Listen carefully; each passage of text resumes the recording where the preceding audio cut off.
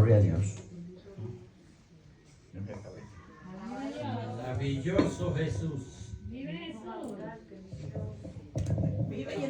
Y a su nombre. Gloria. Y a su nombre. Gloria. A nombre de Cristo. Gloria. ¿Cuántos están contentos de estar en la casa del Señor? Después de un día de trabajo, de tantas cosas que suceden. Pero gracias a Dios que hemos todos llegado aquí. Estoy contento, contento de estar aquí con ustedes en esta noche. Le doy gracias a Dios porque Dios, cuando yo estaba muerto en delitos y pecados, me dio vida juntamente con Cristo. Cuando yo estaba que no pensaba en Él, Él pensó en mí. Así que yo le doy gracias, estoy agradecido con el Señor. Le doy gracias al Señor por esta oportunidad de venir aquí y compartir con ustedes su palabra. También le doy gracias a mis pastores, a los pastores míos que estoy aprendiendo a amarlos a ellos cada día más y más, de una manera acelerada. Y le doy gracias a Dios por ello, porque estoy bajo la cobertura de unos pastores serios que aman a Dios y que yo sé que todos nosotros estamos en buenas manos. También le doy gracias también a los líderes de esta iglesia, le doy gracias a la congregación por el amor que ustedes siempre nos han demostrado a mí, a mi esposa. Saludo a mi esposa, que aquí esa es la, después de Jesucristo sabe más que yo amo. Aleluya. ¿Entienden? Y me siento muy cómodo aquí, me siento contento, me siento alegre y le doy gracias a Dios por eso. Quisiera que fueran conmigo a Lucas. Vamos a leer, vamos a comenzar para poder aprovechar el tiempo. Y si son tan amables, pues vamos a ir a Lucas capítulo 22, versículo del 39 al 46. Cuando lo tengan, digan amén. La palabra de Dios se lee en el poderoso nombre de Jesucristo, para la gloria de Dios el Padre y en comunión con el Espíritu Santo. Amén. Y dice la palabra del Señor: y saliendo se fue como solía al monte de los olivos, y sus discípulos también le siguieron. Cuando llegó a aquel lugar les dijo: orad que no entréis en tentación. Y él se apartó de ellos a distancia como de un tiro de piedra, y puesto de rodillas oró, diciendo: Padre, si quieres, pasa de mí esta copa, pero no se haga mi voluntad, sino la tuya. Y le apareció un ángel del cielo para fortalecerle. Gracias, Señor. Y estando en agonía oraba más intensamente, y era su sudor como grandes gotas de sangre que caían hasta la tierra. Cuando se levantó de la oración y vino a sus discípulos, los halló durmiendo a causa de la tristeza, y les dijo: ¿por qué dormís? Levantaos y orad para que no entréis en tentación. Amén. Vayamos al cielo. Padre, mira, en el nombre de Jesucristo, te doy gracias, Señor, por esta oportunidad, Señor, de predicar tu palabra. Te pido, Señor, que no sea yo, sino que sea tu Santo Espíritu, Señor, exponiendo tu palabra, Señor, tu consejo. Señor, Jesucristo dijo que tu palabra es vida, que tu palabra es espíritu y es vida. Señor, que tu palabra hace todo aquello por la cual ha sido enviada. Te pido, Señor, que tu palabra nos edifique, que tu palabra nos exhorte, que tu palabra nos amoneste. Te pido, Señor, que tu palabra nos alimente, que tu palabra, Señor, nos santifique en este día, Señor. Que tu palabra nos dé paz, gozo, Señor. Que no salgamos de aquí como venimos, Señor. Que tu palabra, Señor, en el nombre de Jesús, nos vivifique en esta noche, mi Dios. Que esta palabra produzca en nosotros el 30%, el 60% y el 100%. En el nombre de Jesús te lo pido. Y el pueblo de Dios dice: amén. Amén. Hermano, mira, yo quiero traer 4 puntos esta noche. Nunca en mi vida había enseñado sobre Getsemaní. Es más, ni sabía lo que significaba Getsemaní. Entonces, voy a hacer una introducción, ya que la palabra Getsemaní en hebreo significa Getsemaní, que en español es prensa de aceite. Entonces, hice aquí unos apuntes que voy a leer así rápido, para darle un poco de introducción a ese nombre que se llama Getsemaní, que ese es el tema de hoy. El tema de hoy es Getsemaní. Entonces dice que el Monte de los Olivos fue el lugar donde Jesucristo en muchas ocasiones se reunía con sus discípulos. Y dice la palabra Getsemaní, que significa prensa de aceite, era un lugar específico en el Monte de los Olivos. En Marcos 14:32 dice: vinieron pues a un lugar que se llama Getsemaní, y dijo a sus discípulos: sentaos aquí, entre tanto que yo oro. También dice en Lucas 22:39: y saliendo se fue como solía al Monte de los Olivos, y sus discípulos también le siguieron. Así que, como hemos establecido, Getsemaní era un lugar en el Monte de los Olivos, y su significado en español es prensa de aceite.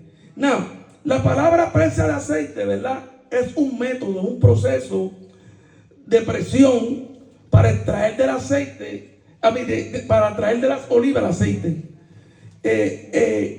Este método que ellos usaban en aquel tiempo, y me imagino que en este tiempo, ellos machacaban las olivas, las trituraban, las filtraban, las batían hasta que producían una pasta densa. Entonces ese método de presión extraía un zumo, y esa pasta liberaba ese líquido color oro que nosotros conocemos como el aceite de oliva. Entonces, fíjate que es algo que a mí me impresionó, me impactó, porque Jesucristo también iba a pasar por ese proceso. Él estaba en ese lugar de Getsemaní, donde hacían este proceso para poder hacer el aceite de oliva, pero Jesucristo también iba a pasar por ese proceso. Por ese proceso de ser machacado, de ser triturado, de ser abatido y prensado, hasta el punto que la Biblia dice que su sudor era como gota de sangre. Así que estamos claros en eso, ¿verdad? De que Jesucristo también iba a ser prensado. Ok.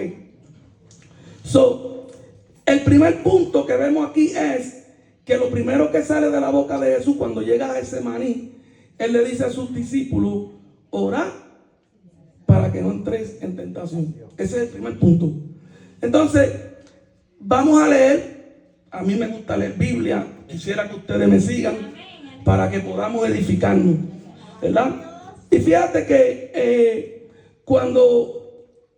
antes de Jesucristo llegar a Getsemaní, Él primero le hace a sus discípulos una advertencia, ¿verdad? Y le dice a tus discípulos en ese mismo capítulo del Lucas 22, versículos 31 y 32, le dice Jesús: digo también el Señor: Simón, Simón, he aquí Satanás os ha pedido para zarandearos como a trigo. Pero yo he rogado por ti que tu fe no falte, y tú una vez vuelto, confirma a tus hermanos. Entonces, me llama la atención, ¿verdad? Porque los discípulos, ellos no sabían a lo que ellos iban a enfrentar en esa noche. El único que sabía era Jesús. Como muchos de nosotros también vamos a ser prensados, ¿verdad? Y ellos no sabían, ¿verdad?, que se iban a enfrentar a un enemigo invisible. Oiga bien, ¿verdad? Entonces, cuando vemos, ¿verdad?, que Jesucristo le está diciendo a los discípulos, y decimos: mira, el diablo os ha pedido para zarandearlo. Creo que en su inocencia, siendo una persona ingenua, viene Pedro y le dice: mira, porque Jesucristo le dice esta noche, en Marcos 14:26 dice: esta noche todos ustedes se van a escandalizar de mí esta noche. Entonces, porque escrito está: heriré al pastor y las ovejas serán dispersas. Pero Pedro, no sabiendo a lo que él se iba a enfrentar esa noche, Pedro le dijo algo, ¿verdad?, que verdaderamente, fíjate lo que Pedro le dice: aunque todos se escandalicen, yo no. Eso dice Pedro en Marcos 14, 27. Y Pedro insistió diciéndole al Señor, si me fuere posible, yo voy hasta morir por ti. Jesucristo viene y le dice, mira, esta noche, antes que cante el gallo, tú me vas a negar 3 veces. Eso es así. Y Jesucristo, y Pedro todavía insistía de que él iba a ir hasta la muerte con el Señor, ¿verdad? Ahora, volviendo para atrás a este primer punto de la tentación, tú y yo, nosotros vamos a ser tentados. Ahora, fíjate que la primera postura que coge Jesucristo es sobre la oración. Y cuando tú escudriñas la Biblia, por ejemplo, ¿verdad? Antes que Jesucristo llegara a Getsemaní, ya Jesucristo estaba anunciando. Ya Jesucristo estaba preparando. Ya Jesucristo estaba dando amonestaciones. Oiga bien. Y fíjate, cuando tú examinas la Biblia, por ejemplo, tú vas a San Juan capítulo 10, versículos 17 y 18, Jesucristo dice, por eso me ama el Padre, porque yo pongo mi vida para volverla a tomar. Nadie me la quita, sino que yo de mí mismo la pongo. Tengo poder para ponerla y tengo poder para volverla a tomar. Este mandamiento recibí de mi Padre. Entonces, si tú vas, lo que estaba leyendo el hermano Isaías 53, ahí tú ves toda la descripción de todo el padecimiento de Jesucristo. En 2 Corintios 5:21, la Biblia dice que Jesucristo fue hecho pecado. Dice que al que no conoció pecado, por nosotros lo hizo pecado, para que nosotros fuésemos justicia de Dios en él. Ahora, vamos a ir un momento a Hebreos capítulo 5, del 7 al 8. Vamos a ver si un poquito mejor aquí. Hebreos 5, 7 al 8, ¿verdad? Porque hay que leer la Biblia en su totalidad para nosotros poder tener mucha claridad de lo que sucedió antes de Jesucristo ir a la cruz. El proceso que él estaba pasando en esos momentos. Y fíjate que en Hebreo, el autor de este libro, que para muchos de nosotros y hasta para mí, yo creo que fue Pablo, porque tiene el estilo de él, ¿verdad? Aunque no lo dice. Pero fíjate que dice aquí, en ese 7 y 8, y Cristo en los días de su carne, ofreciendo ruegos y súplicas con gran clamor y lágrimas al que le podía librar de la muerte, fue oído a causa de su temor reverente. Y aunque era hijo por lo que padeció, aprendió la obediencia. Imagínate, si es Cristo, tuvo que clamar, tuvo que orar de una manera intensa, ¿cuánto más usted y yo? O sea, que era Cristo, que él sabía a lo que se estaba enfrentando. Tú sabes, cuando yo no conocía al Señor, yo no sabía que yo tenía un enemigo que era invisible. Yo no lo sabía. Tú sabes, yo creía que las cosas que me sucedían eran la gente, pero yo no sabía que había un enemigo invisible maquinando a la gente. ¿Entiendes? Hasta aún dentro de la iglesia, esa persona crea situaciones, tal vez en la calle, que después la persona viene a la iglesia, o mañas, o cosas del pasado, cosas que está arrastrando, y eso también el diablo lo usa y lo maquina. ¿Tú me entiendes? Porque él es bien mañoso. Él tiene mucha artimaña. ¿Entiendes? Entonces, tú ves que Cristo en los días de su carne, el Señor tuvo un proceso de mucho llanto, de mucho ruego, mucho clamor. ¿Entiendes? Si ese es Cristo, ¿cuánto más nosotros? Wow. Ahora, volviendo a ese lugar, ¿verdad? Donde Cristo está orando, yo me atrevo a decir que en ese lugar, antes de Cristo ir a lo que él iba a padecer, en ese lugar fue que Jesucristo se ofreció al Espíritu Santo.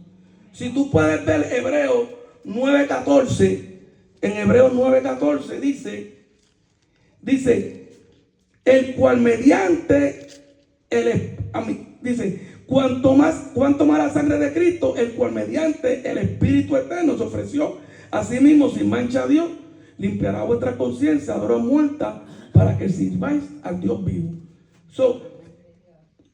La única manera que nosotros podemos sobrevivir a la tentación y mantenernos firmes es por medio de la oración.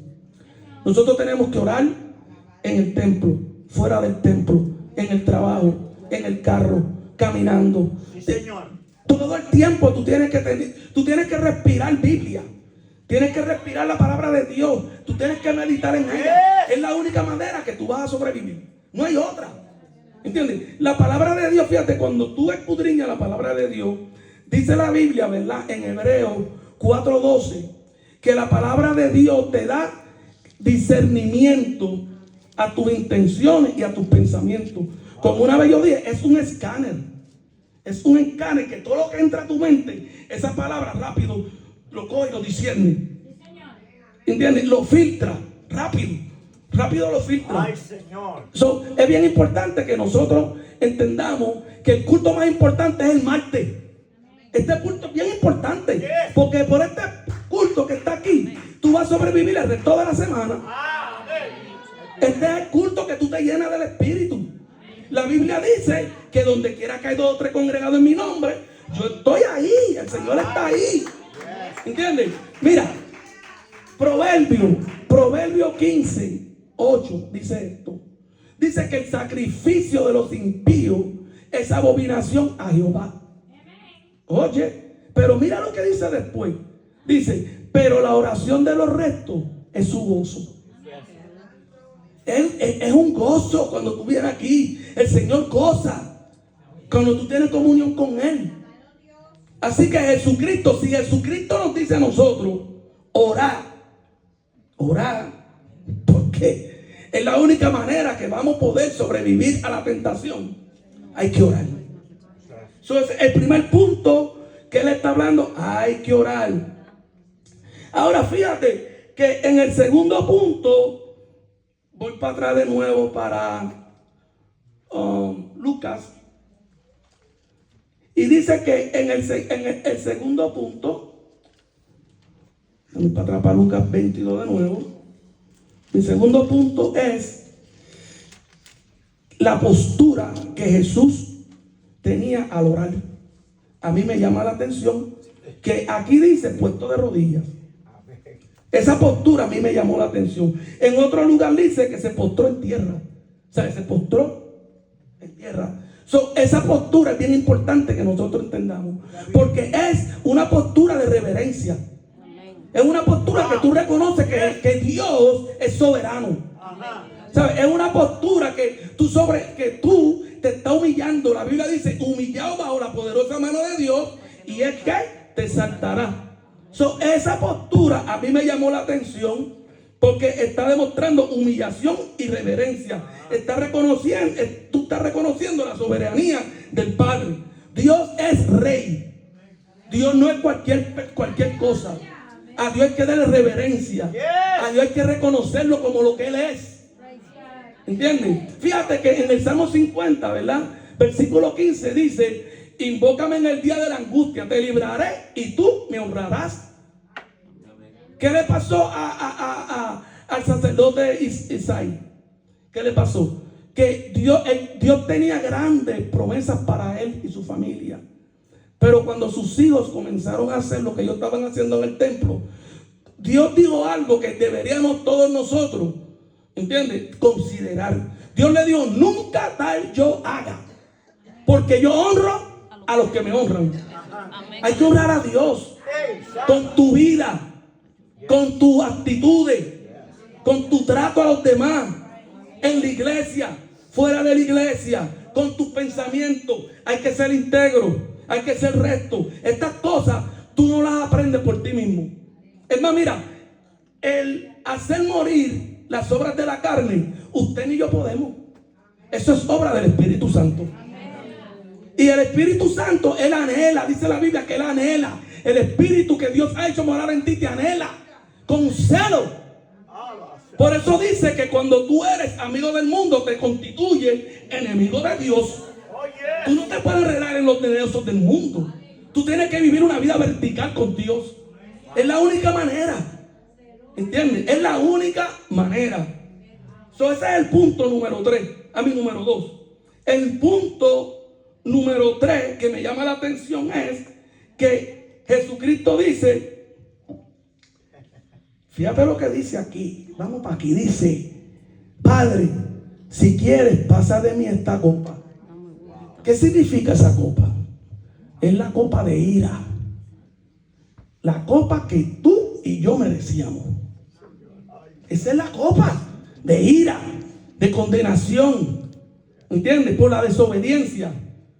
Fíjate, ¿verdad? Que yo me puse a hacer un análisis que Jesús, dice la Biblia, ¿verdad? Hay dos leyes.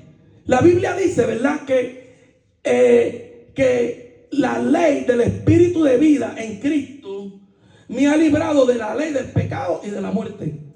Eso dice la Biblia, ¿verdad? Entonces, cuando yo me puse a investigar esto, ¿verdad? Ya que yo soy una persona que yo hablo lo que yo no sé, yo le pregunto al Señor para que Él me dé revelación. Entonces, fíjate que esa ley de el pecado y la muerte todavía está vigente. Es bien importante que tú entiendas eso. Esa ley está vigente. Hoy en día está vigente. Tú y yo podemos decir, que yo estoy bajo la gracia, que yo estoy bajo la ley.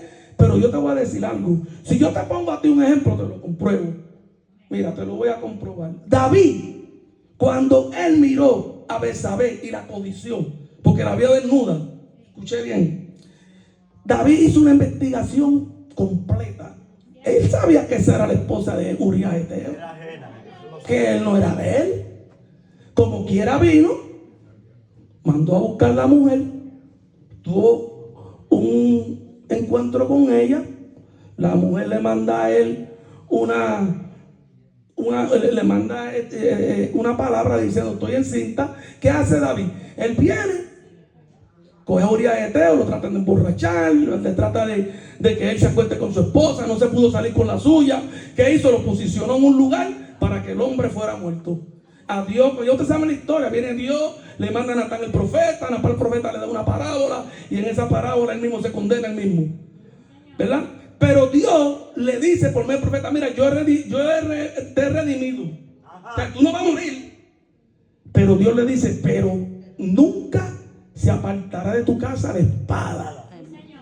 Las consecuencias de nosotros violar la ley del pecado y de la muerte te van a alcanzar. Te van a alcanzar. ¿Por qué? Porque tú sabes por qué. Porque la Biblia dice, ¿verdad? La Biblia dice, que lo estudiamos aquí hace poco, la Biblia dice que la ley es buena. La ley es buena si tú la usas legítimamente. Eso es lo que dice la Biblia. ¿Entiendes? En primera de Timoteo, versículo de 9 del 8 al 10, dice que la ley es buena.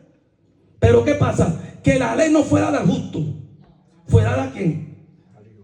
A los transgresores, a los desobedientes, a los impíos y a los pecadores. Cuando tú te sales de la gracia y tú cometes un pecado, o tú vienes a hacer una transgresión de la ley, Dios te perdona. Eso sí es verdad, pero las consecuencias tú las vas a pagar. Las consecuencias tú las vas a pagar. Es bien importante que nosotros entendamos eso. Entonces, eso que tú ves aquí, que está diciendo, pasa de mí esta copa, era lo que tú y yo mereceríamos. Ya ahí Jesucristo está llegando a ese lugar donde Él tiene que ahora enfrentar las potestades de las tinieblas. ¿Sabes? Él está llegando ahí, a ese lugar. Todavía no ha llegado ahí, pero está llegando ahí. Tú y yo también estamos ahí. Yo y tú vamos a tener que estar en eso también durante toda tu vida. ¿Tú sabes algo? Dios no quita la presencia del pecado, lo dice la Biblia. Sí, Dios te quita, Dios te perdona, Dios te redime, pero nosotros siempre vamos a tener ese problema durante toda nuestra vida. ¿Entiendes? Dice el pecado que nos acecha va a estar ahí siempre acechándote. Entonces tú tienes que orar, tú tienes que prepararte. Jesucristo viene y toma esa postura de humildad y le dice, a mí me gusta como dice en inglés, ¿verdad? una persona me dijo esto a mí que a mí me impactó, que cuando él está diciendo esa palabra es pasa de mí esta copa. Una persona me dijo en mi inglés que eso es como si tú dieras if there is another way, si hubiera otra manera, if there is another way. Por eso que te pasa de mí esta copa, pero dice, pero que no se haga mi voluntad sino la tuya. Amén. En ese momento Cristo decidió tomar lo que tú y yo nos merecíamos. ¿Entiendes? Ese es el tercer punto. Ahora vamos a entrar al cuarto punto. El cuarto punto es que se le apareció un ángel del cielo. Qué tremendo, ¿verdad? ¿Sabes? Ahora mira, yo no sé si tú le hablas a Dios. Ahora no de eso. Y yo te voy a decir de mí, de Artemis. Yo le hablo a Dios y Dios me habla a mí. Yo le pregunté a Dios, porque a mí esto, cuando te dije, yo nunca he predicado sobre ese maní. Esto me lo dio mi amado pastor. Me dijo, mira, Artemis, me gustaría que tú traigas esta palabra. Y cuando yo leí y se le apareció un ángel del cielo para fortalecerle, yo le pregunté al Señor, Señor, ¿y cómo fue eso? ¿Qué fue lo que te fortaleció? Porque si lo fortaleció es que estaba débil. Había una debilidad. Había algo ahí que necesitaba un booster, como dicen en inglés. Entonces yo le pregunto al Señor, Señor, ¿y qué fue? Ahora, escucha bien. Dios nunca te va a hablar por otros medios que no sea por la palabra. No busques por ningún lado. Tú le preguntas al Espíritu Santo, miras para arriba, Dios apunta para abajo para la Biblia. No hay otra. So, yo le pregunto, Señor, pero explícame eso que no entiendo. Quiero entender eso. Te voy a traer dos diferentes ilustraciones bíblicas. Esto fue lo que el Señor me enseñó y yo lo comparto contigo. Porque a mí me ministró, esto a mí me ministró tremendo. Fíjate que si tú vas a Hebreos capítulo 2, dice, puesto los ojos en Jesús, el autor y consumador de la fe, el cual por el gozo puesto delante de él, sufrió la cruz, menospreciando el oprobio, y se sentó a la diestra del trono de Dios. El gozo, el cual por el gozo puesto delante de él, sufrió la cruz. En ese momento, cuando Jesucristo estaba ahí, eso fue lo que él vio, eso fue lo que lo fortaleció. Tú puedes ver a David, que cuando David, en el Salmo 51, después que él peca y le pide perdón a Dios, es lo que le dice al Señor, vuélveme el gozo de la salvación. Vuélveme el gozo de la salvación. Ahora, yo te voy ahora a... La Biblia dice que todo asunto se resuelve por dos testigos. Yo te traje esta escritura, te voy a traer otro similar a esta, para que tú veas que fue el gozo. Mira, hubo un tiempo en la vida de Moisés que él tuvo que hacer los cálculos. Se tuvo que sentar y hacer la matemática. Tú vas a tener que sentarte y yo también a hacer la matemática. Entonces, fíjate que Moisés, dice la palabra de Dios, oye esto, para que tú veas que hizo la matemática, igual que cuando a Cristo viene el ángel, que lo fortalece es ese gozo que dice aquí. Porque mira lo que dice, vamos a leerlo un poquito más. Dice que el cual por el gozo puesto delante de él sufrió la cruz, menospreciando el oprobio. ¿Qué significa oprobio? Significa burla, humillación, rechazo, se dice vergüenza. ¿Entiendes? ¿Qué es lo que siempre la gente hace? Señalándote, burlándose, condenándote. ¿Ah? Eso es lo que hace, humillándote. ¿Entiendes? Se llama ¿qué? Te voy a decir lo que se llama eso. Mira. Escuche bien. Dice, por la fe Moisés, hecho ya grande, rehusó llamarse hijo de la hija de Faraón. Ahí comienza a hacer los cálculos. Está haciendo los cálculos, la matemática. Entonces dice, mira, escogiendo antes ser maltratado con el pueblo de Dios que gozar de los deleites temporales del pecado, teniendo por mayores riquezas el vituperio de Cristo que los tesoros de los egipcios, porque tenía puesta la mirada en el galardón. Aleluya. Tenía puesta la mirada en el galardón. Hizo la matemática. Se sentó, hizo la matemática, dijo, espérate, aquí yo tengo prestigio, aquí yo tengo un nombre, aquí no me falta nada. Pero dijo, esto es temporal, esto se acaba, pero lo de Cristo es eterno. Lo de Cristo nunca se acaba. El gozo nunca se acaba. La paz nunca se acaba. Es una vida eterna, una vida de abundancia. Sin embargo, hoy en día en esta generación, ¿en qué poco tiene la salvación? La salvación es bien poco, los padecimientos de Cristo son bien pocos.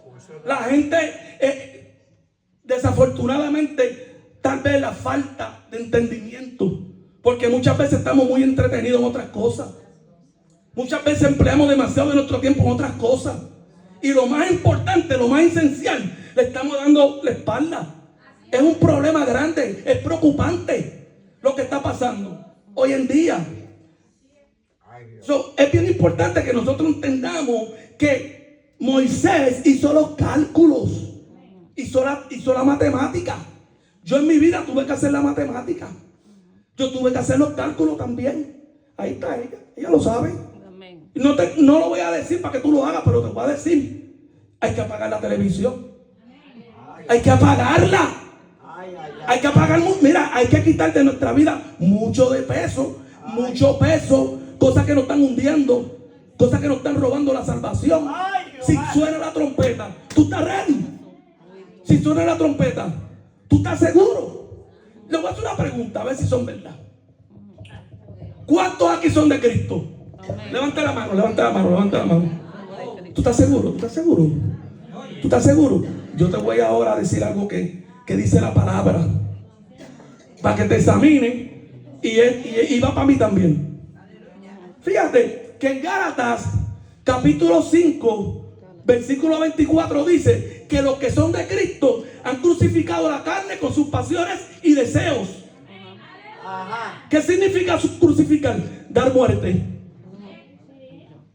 Si tú eres de Cristo, examínate bien, porque tú tienes que hacer morir. Tú tienes que hacer morir la carne con sus pasiones y deseos. Es la única manera que vas a sobrevivir. Es la única manera que yo voy a vivir. Porque el sentir de la carne es muerte. El sentir de la carne es muerte. Así que aquí tenemos que tomar grandes decisiones. Decisiones serias. ¿Entiendes? Nosotros tenemos que vivir al estandarte de Dios. Dios es un Dios de condiciones. Y mira, el diablo no está jugando, pero Dios tampoco. Dios está serio. El padecimiento de Cristo, lo que tuvo que pasar Cristo para que tú y yo tuviéramos vida, no es poca cosa. Esto es bien, pero bien importante. Así que Moisés hizo los cálculos.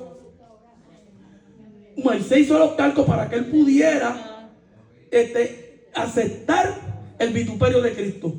Él tenía mucho más el vituperio de Cristo que todo lo que le estaba ofreciendo el mundo, que es tipo del mundo. ¿Ok? Ese es el punto número 4. Ahora, hablamos también de que nosotros tenemos que tener una postura y hacer nuestros cálculos también. En Romanos capítulo 12, versículo el 1 y 2, el apóstol le está diciendo a la iglesia de Roma lo mismo. Le está diciendo, mira, no conforméis a este siglo. Y antes de eso le está hablando de que nosotros tenemos que, dice así que hermanos, os ruego por la misericordia de Dios, que presentéis vuestro cuerpo en sacrificio vivo, santo, agradable a Dios, que es vuestro culto racional. No conforme a este siglo, sino transformados por medio de la renovación de vuestro entendimiento, para que comprobéis cuál sea la buena voluntad de Dios, agradable y perfecta. Así que tú y yo tenemos que hacer los cálculos. Tú y yo tenemos que hacer la matemática. Ahora, por último, y lo más importante, Jesucristo se fortalece a través de la oración. Porque después de esta oración, Jesucristo entonces iba a ser enfrentado a las potestades de las tinieblas. Ahí iba a comenzar ese lugar de padecimiento. Y te lo voy a demostrar para que podamos terminar esta reflexión, esta enseñanza. Y vamos a ir a Mateo para que tú veas que la diferencia en que Pedro pensaba que él estaba ready, que él estaba preparado, pero a Pedro lo que le vino fue una criada y lo que le hizo fue una pregunta. Jesucristo le dijo, ora, él oró, y entonces vino una criada y lo que le dijo fue, pero tú como que hablas como ellos. Yo como que te vi a ti en el huerto. Tú no estabas con Jesús de Nazaret. Algo bien simple. Y sin embargo, Pedro, como tú no sabía a lo que se estaba enfrentando, maldijo, negó al Señor. Y cuando el Señor lo miró, se recordó de la palabra que el Señor había dado y tuvo que llorar amargamente y pasar por la vergüenza de no entender lo importante que es orar. Ahora, vamos a terminar aquí ahora con esta escritura. Fíjate, aquí te voy a demostrar la importancia de orar y cómo fue tan efectivo en Jesucristo. Voy a leer del Mateo capítulo 26, del 59 al 68. Voy a leer un poquito. Dice, y los principales sacerdotes y los ancianos y todo el concilio buscaban falsos testimonios contra Jesús para entregarle a la muerte. Y no lo hallaron.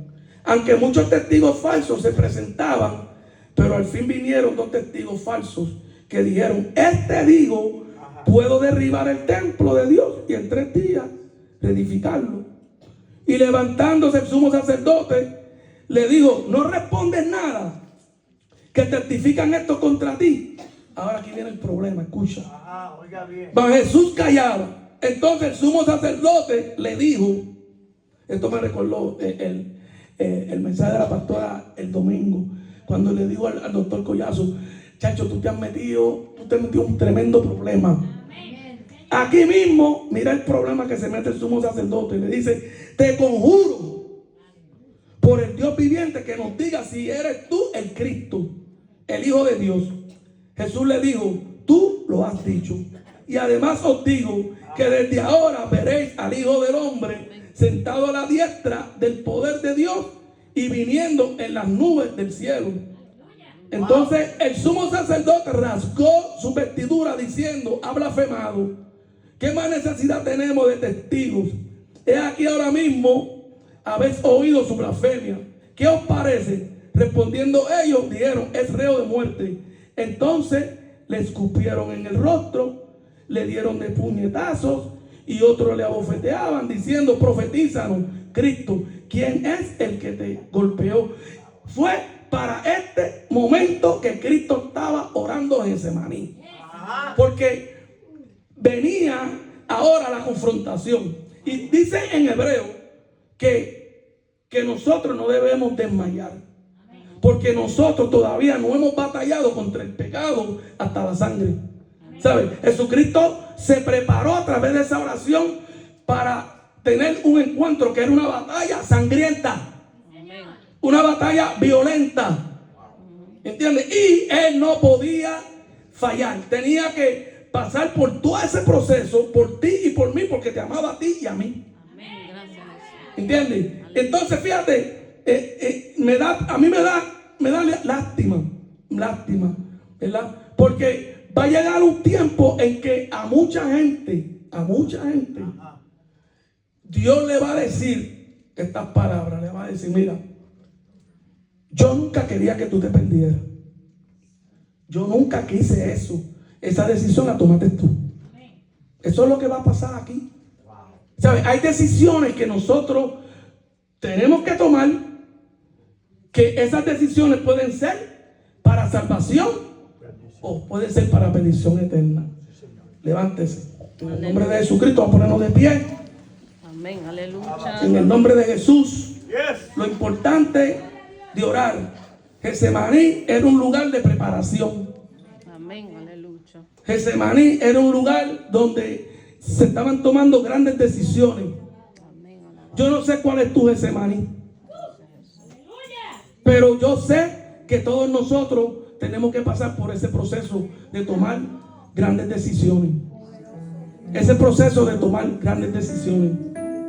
Así que en esta noche, si hay algo en tu vida que te está impidiendo, porque este mensaje es para la iglesia. Eso es para la iglesia. Esto es para la iglesia. Oiga bien. Si tú eres iglesia, este mensaje es para ti. Este mensaje es para mí. Si hay algo que te está impidiendo tú caminar con el Señor en rectitud, en espíritu y en verdad, esta es la noche de venir aquí y arreglar las cuentas con el Señor. Si hace falta si tú necesitas fortaleza, este es el momento de hacerlo. Este es el momento de tú venir y arreglar con el Señor, pedirle a Dios que te dé fuerza, pedirle a Dios que te dé ánimo. Muchas veces nosotros no tenemos ánimo, muchas veces nosotros no tenemos la fuerza que necesitamos. La Biblia dice, para que os dé conforme a su riqueza en gloria, ser fortalecido con poder en el hombre interior por su espíritu. ¿Sabes? Todo lo hace el Espíritu Santo. Si no hay una relación entre tú y el Espíritu Santo saludable, pues entonces hay un problema. Aquí tenemos que tener relaciones con el Espíritu Santo saludables.